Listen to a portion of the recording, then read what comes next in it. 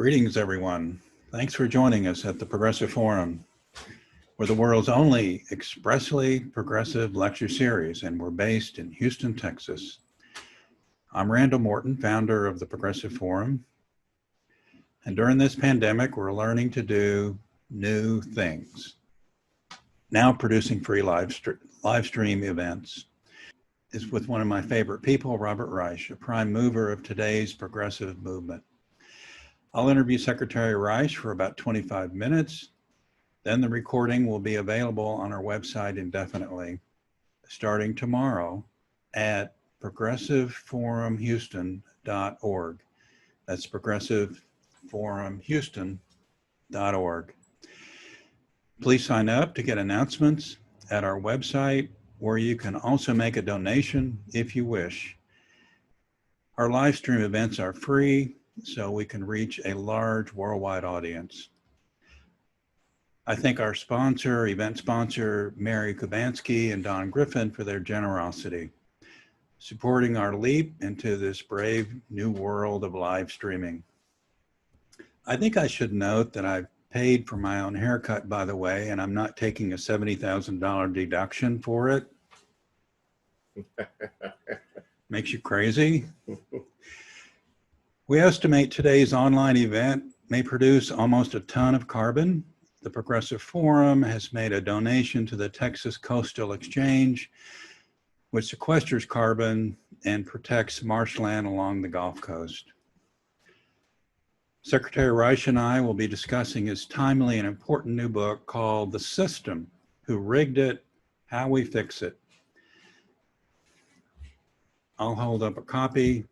This is a fast read, it's cogent, to the point, and I hope that Biden-Harris make it their handbook. To get a copy, you can click the link under the screen to purchase Robert Reich's book for a 15% discount for independent bookshop, Houston's Blue Willow Bookshop, they're also donating proceeds to the Progressive Forum.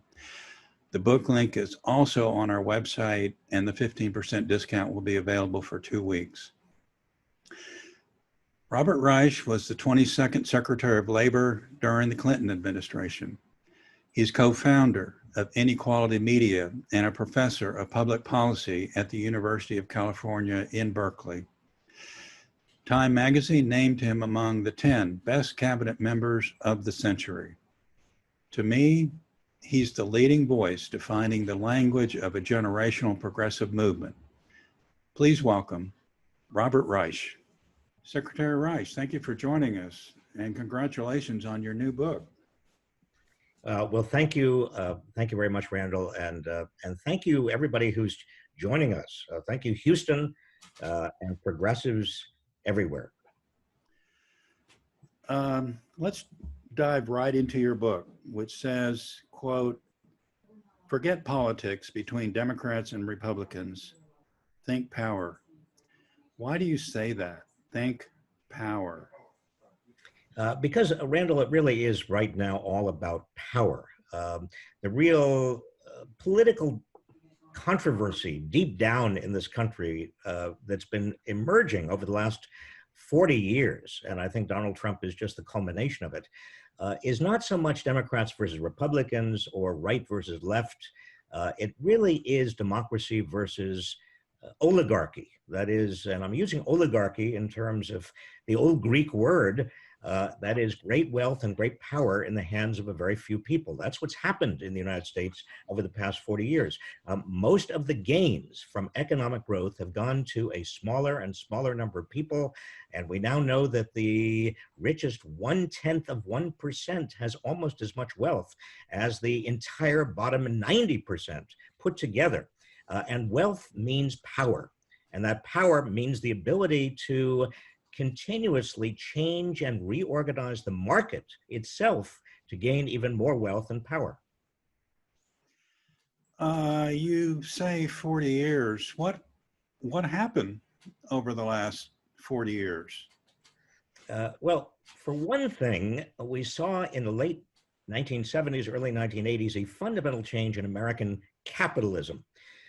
And that change was from what might be called stakeholder capitalism, in which big corporations really did feel and act out a responsibility to all of their constituents, not just their shareholders, but also their workers, their communities, their environment, to a different form of capitalism, which is fundamentally shareholder capitalism, in which big corporations were committed and required by Wall Street to do whatever they could possibly do to maximize shareholder returns.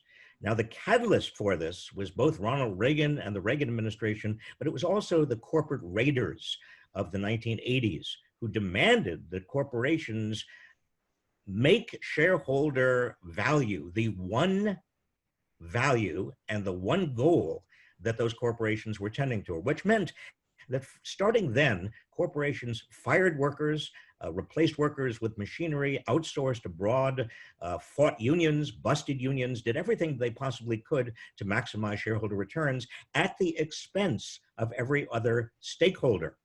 So it's not surprising that most of the economic gains over the past 40 years have come essentially out of the pockets of working class and poor Americans, the bottom 80% really. And the only people who've gained are people who have lots of shares of stock. The top 1%, the richest 1% of Americans owns half of the entire stock market right now. The richest 10% of Americans owns 92% of the stock market. Well, the stock market is certainly not America. Why did the United States take this direction starting in the 1970s, and other nations around the world continue to maintain their middle class? Well, I think that we did it, and it's a vicious cycle. And I was there at the time. I was in government and out of government. My first job was as an intern in the Senate office of Robert F. Kennedy. That's how old I am. And I remember the changes that started to occur. I then had a job in the Carter administration. And by the way, today is Jimmy Carter's 96th birthday. Talk about somebody who distinguished themselves and really has the moral character of a president and an ex-president like nobody else we've actually ever experienced. I want to salute Jimmy Carter. But what I saw was increasing amounts of money moving into American politics. No other country allows this degree of wealth and money to affect political decision-making. It started in the late 70s, increased in the 1980s. By the time I was Secretary of Labor for Bill Clinton, I was amazed, quite really shocked at the extent to which big money was, even in a Democratic administration, was seemed to be calling a lot of the shots. Much of that money coming from Wall Street.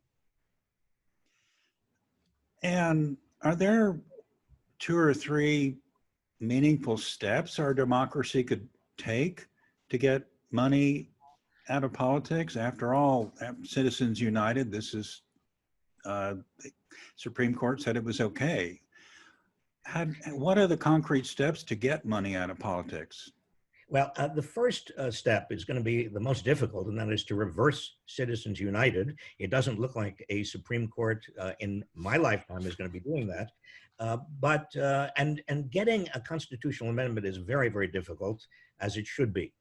But that is one important step. Another one, though, even if we don't reverse Citizens United through the court or a constitutional amendment, another is to do what is actually already being proposed by the House of Representatives in H.R. 1, the first bill to come out of this current House of Representatives, which is matching public money for every small donation that is under $200.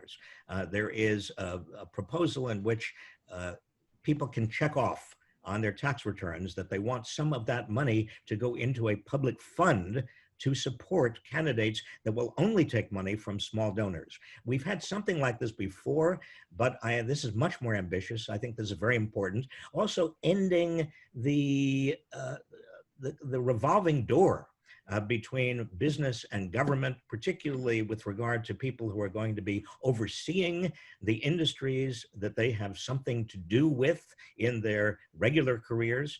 There are many things that can be done, Randall, and I've just begun with them. We also have to make sure that every dollar spent on a campaign or indirectly on a campaign is transparent, is revealed to the public, that there is full disclosure. That's possible, and we're not that far away from it, but we've got to have a Congress willing to pass this kind of legislation.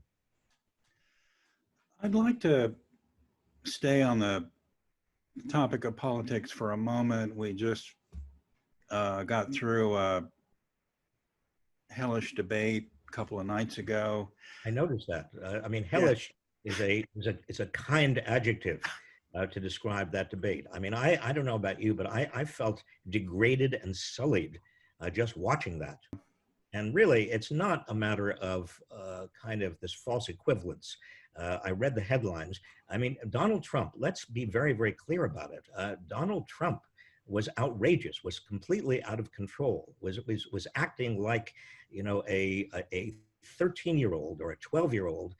It was the most unpresidential kind of debate. It wasn't even a debate. Joe Biden was trying to respond, was responding to the camera ultimately rather than to Donald Trump. But I'm not going to engage in false equivalency. I think Donald Trump demonstrated a character that we all know already, but it was disgusting. Frankly, it was just disgusting. We were talking earlier, and I think the word pornographic accounts for the feeling of feeling sullied and degraded. But your book, you know, solving this middle class crisis can help reduce polarization. Morning Joe this week, they presented some interesting polls, which they couldn't figure out. But I think you put your finger on the answer. In 1968, George Wallace got 13% support. Today, Donald Trump gets 41%. Your view of what happened over the last 40 years in solving this polarization crisis through rebalancing the economics made a lot of sense to me. Well, when we talk about rebalancing the economics, let's be clear what we're talking about. Over the past 40 years, the median wage, that is the wage of the person smack in the middle of the wage ladder, has not increased at all, adjusted for inflation, which means that the typical worker today, even before the pandemic, was earning basically no more than he or she did in 1980. I mean, this is extraordinary. I mean, I as Secretary of Labor in the 1990s, I went out to the Midwest and to the Rust Belt and to the Middle West, to the South, kept on talking to people, and people were, even at that time, told me, look, I'm working harder than ever. I'm playing by the rules, but I'm not getting ahead, and I'm feeling angry. I then repeated, when I did research for this, my most recent book, The System, I went back to many of these same communities in the Midwest and the South and in North Carolina and in South Carolina, elsewhere. And I asked some of the same people and their children about how they were doing, what they were feeling. And they were angrier than they were before. This was in 2015. I asked them who they were thinking about supporting, and I kept on getting back the following response. We are very interested in either Bernie Sanders or Donald Trump. And at first, I couldn't believe my ears, because it seemed to me Bernie Sanders and Donald Trump were on opposite ends of the human species. But what people told me when I got into discussions with them about this is that they felt that the system was so rigged against them by big corporations, by Wall Street, by the very wealthy, that they wanted somebody who was going to shake things up. And I think what happened to many progressives and working class people and some poor people is that they bought Donald Trump's fake portrayal of himself as a kind of a hero, a tribune of the working class, of the people who are not being listened to. Now, there was obviously a lot of racism in Donald Trump's campaign as well, but I think that to miss this point, that Donald Trump presented himself. He was obviously, and we now know he was a Trojan horse for the oligarchy. I mean, the oligarchy has given them everything they wanted in terms of tax cuts and regulatory rollbacks on health and safety and the environment and labor law. But nevertheless, at that point in time, in 2016, he created the impression he was anti-establishment. And I think that's why many people in 2016 went for him. Hopefully, they now see the light. Hopefully, people understand who voted for him in 2016 that this was a con job. It is a con man. But my point is that for 40 years, we've seen the increasing frustration and anger of a large number of Americans who, with good reason, feel that the game is rigged against them. And it is rigged against them. Some of your critics say you're a leftist calling for socialism. How do you respond to that socialism charge? Socialism is a charge that has been made against, I mean, Franklin D. Roosevelt, when he came up with Social Security, was accused by the Liberty League of being a socialist. I mean, socialism, as Harry Truman said, is what the right continues to complain about every time there is a president or Congress or anybody comes up with any idea that is going to help the middle class and the poor and the working class in America. It's always called socialism. In fact, we have socialism for the rich in this country. If you are a bank CEO and you screw up royally, you get bailed out. You don't go to prison. And if you are a CEO of a big company and you drive the company to the ground, you get a golden parachute worth millions of dollars. But the average working person in this country doesn't have that kind of socialism.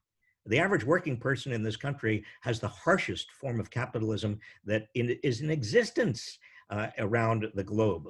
The typical worker in America doesn't have any paid sick leave or any paid vacation leave.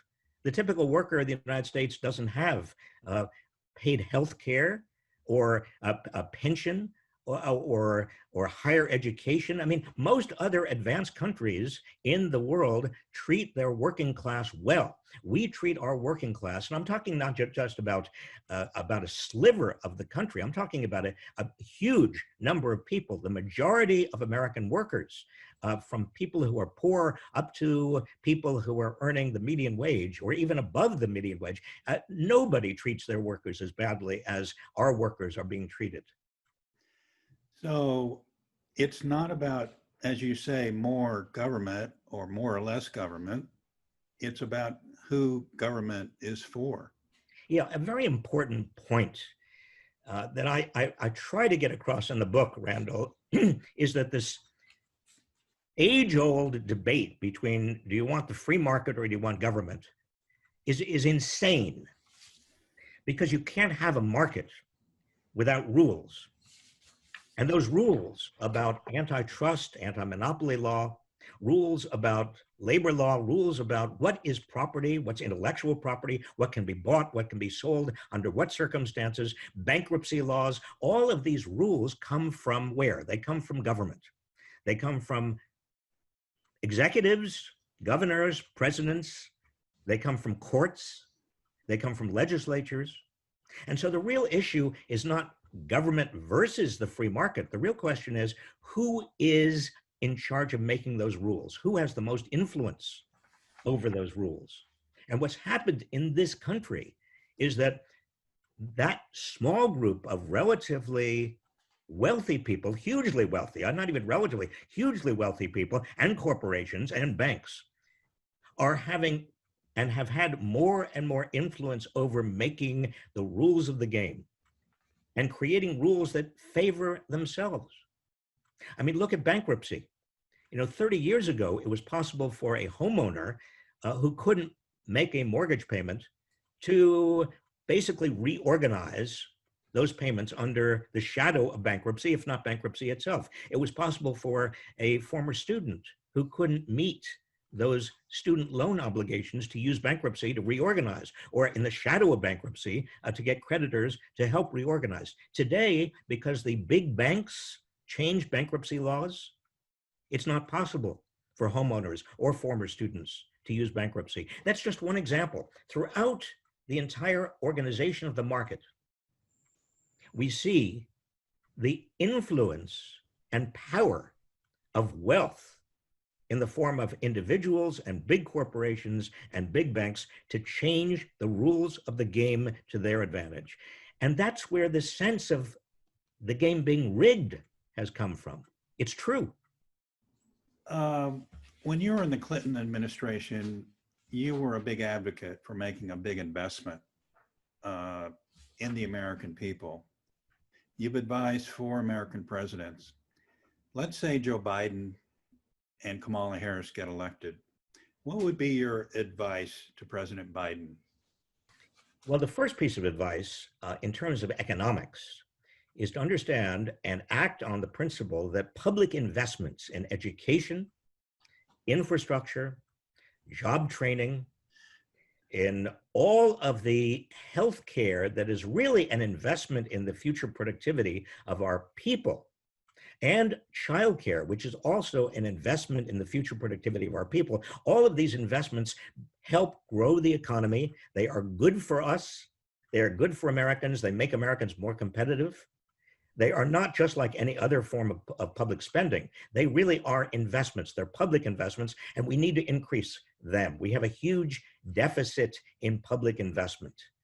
And that's the central economic principle. Instead of trickle-down economics, which is what Republicans have used, the idea that you enrich the people at the top and that trickles down to everybody else, it's never worked. It's a hoax. It's a cruel hoax. What you want instead is bottom-up economics. You want to invest in our people so our people can be more productive. That is a critical, central principle of what should be democratic, capital D or small d, economics.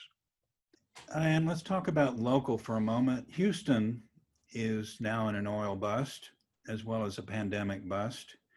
What's your advice to mayors and economic civic leaders in finding opportunities in recovery?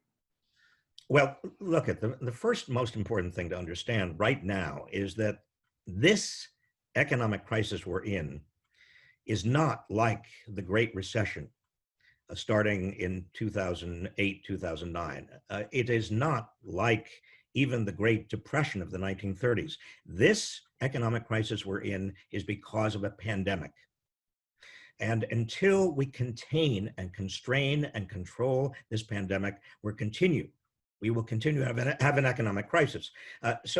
What President Biden, assuming there is going to be a President Biden, has got to do is first and foremost contain this pandemic. This is something that disgracefully our current president has failed to do. In fact, quite the opposite. The current president has made this pandemic far worse. Now, what do you do as a mayor?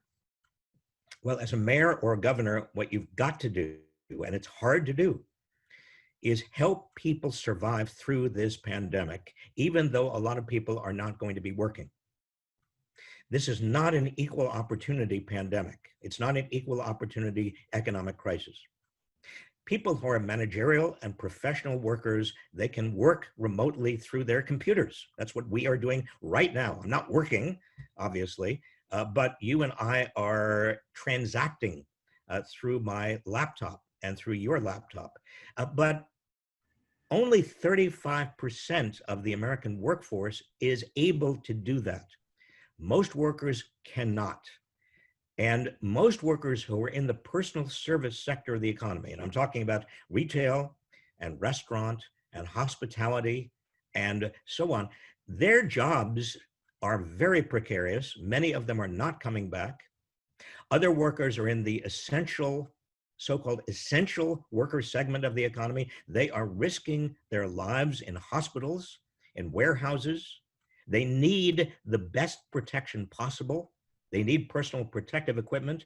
And so we owe it to our own workers to be able to give them the protection they need, both physically and economically. If they cannot work, if they don't have a job, we've got to go back to what we had briefly, and that is much more generous unemployment benefits and also health benefits. This is a national crisis, and we've got to understand it as such. My last question, Secretary Reich. What is your emotional process for dealing with so much grim news, like the raging fires near your home in California? What are your reasons for hope? Well, let me say this and tell you this as clearly as I can. I share a lot of the sense of loss and grief and anger and fear that so many Americans now feel. I mean, it's rational. I mean, when you think about not only the environment and the wildfires and the floods and the hurricanes, but you also see COVID and you see how difficult it is to constrain it given what the administration is doing. And you see the violence, particularly violence perpetrated by increasingly right-wing terrorists. And that CIA report that came out just 2 days ago makes it very clear that most of the violence on our streets is coming from the right. It's not coming from protesters. And then obviously you've got Donald Trump. Now you put that together and there's not very much good news out there, to say the least. But what gives me hope, Randall, is three things. One, I'm a student of history, and I know there are great cycles in American history. We had the first Gilded Age when we had great inequality and corruption and poverty.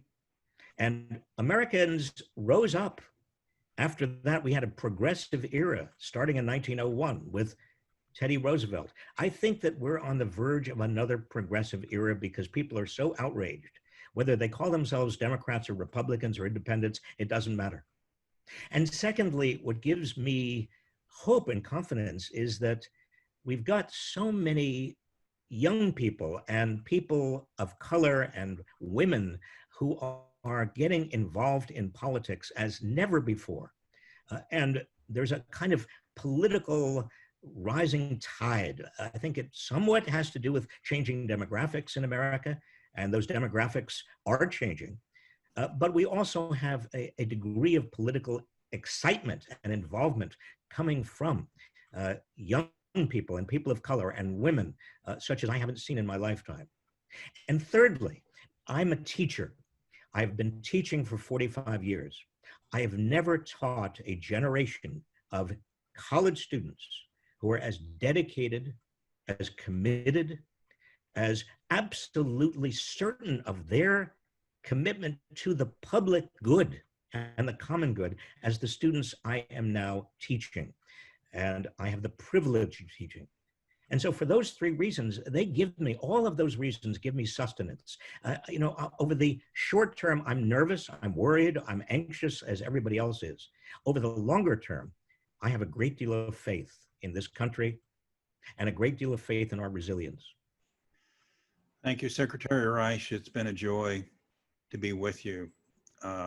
Good luck with this important book. Thank you, everybody, for joining us. Be sure and get the book on our website. It's an inspiring book, like Secretary Reich. Secretary Reich. Well, thank you, and I want to thank you, all of the people who attended and everybody who is out there. I really appreciate your time and attention. Take good care, Secretary Reich. Now, you too, Randall. Thank you. Bye. Bye-bye.